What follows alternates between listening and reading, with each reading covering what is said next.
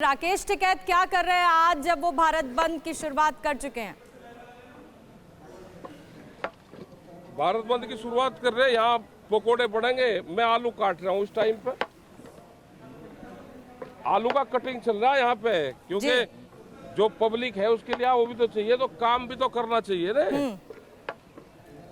तो ये तो आप ऐसा काम कर रहे हैं जो यहाँ पे ऐसा लग रहा है कि राकेश टिकैत बड़े मॉडर्न स्टाइल में जो है वो पकौड़े के लिए आलू काटते हुए नजर आ रहे हैं, बड़े ही मॉडर्न स्टाइल में। नहीं, ये कटिंग करने का यही एक बड़ा तरीका है, इससे बड़ा जल्दी हो जाता है जी।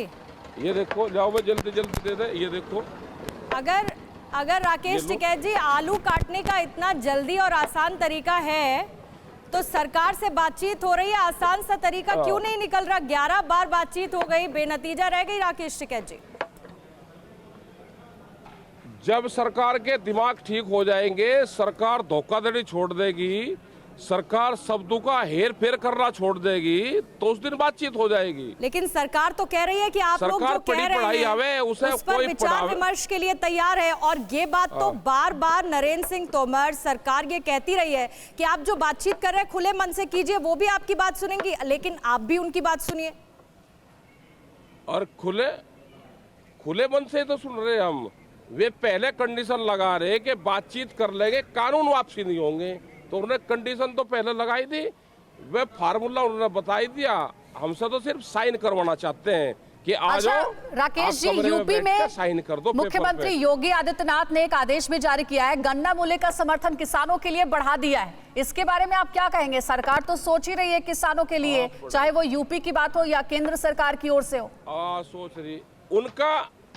उनका घोषणा पत्र भी देख लेते हैं, क्या था उसमें।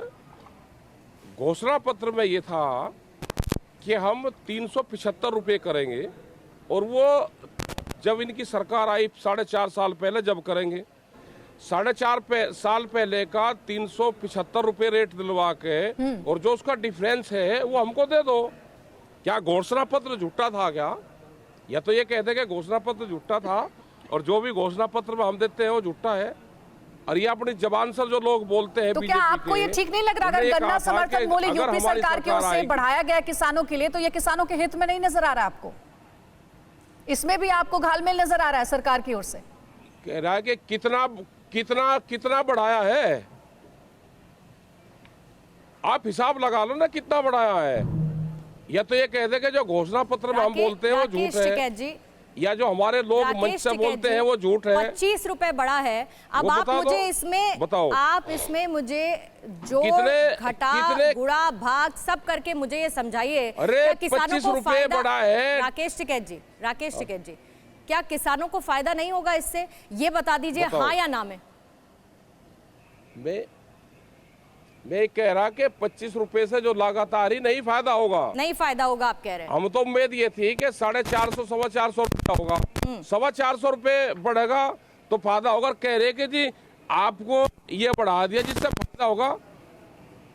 नहीं, जो खर्चा आ रहा है, जो लागत आ रही है, 5 साल से इंतजार कर रहे हैं भाई। 5 साल पहले 375 रुपये की उन्होंने बात करी, हमको तो बहुत नुकसान हो रहा है। जब से ही वोट ले ली कुछ और लिख के, और फिर कह रहे जी 5 साल बाद में जी ये बढ़ा दिया जी, बताओ फायदा नहीं हुआ भाई। मरते हुए आदमी को कह रहे जी ऑक्सीजन तो दे दी, सांस तो आ रहे, जमीन लिख दो अब हमारा ये, आपको सांस आ रहे, जिंदा हो आप।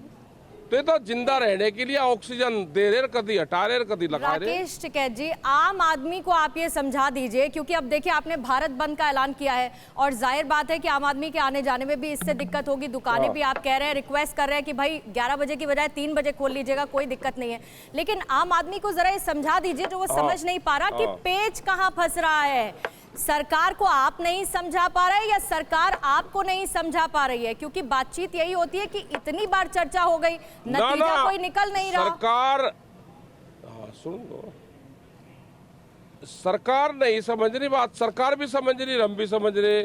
जो सरकार के पीछे बैठे लोग हैं वे कह रहे कि ना ये कानून वापसी नहीं लेना, एमएसपी पे गारंटी नहीं देना। अगर एमएसपी पे गारंटी दे दोगे तो हमको जो धान अभी वे 1000 रुपये 1100 रुपये में खरीद रहे हैं, हमको उसके 1900 रुपये पर क्विंटल देना पड़ेगा, 19 रुपया देना पड़ेगा। अड़ी सोमवार से शुक्रवार शाम 6 बजे सिर्फ TV9 भारतवर्ष पर।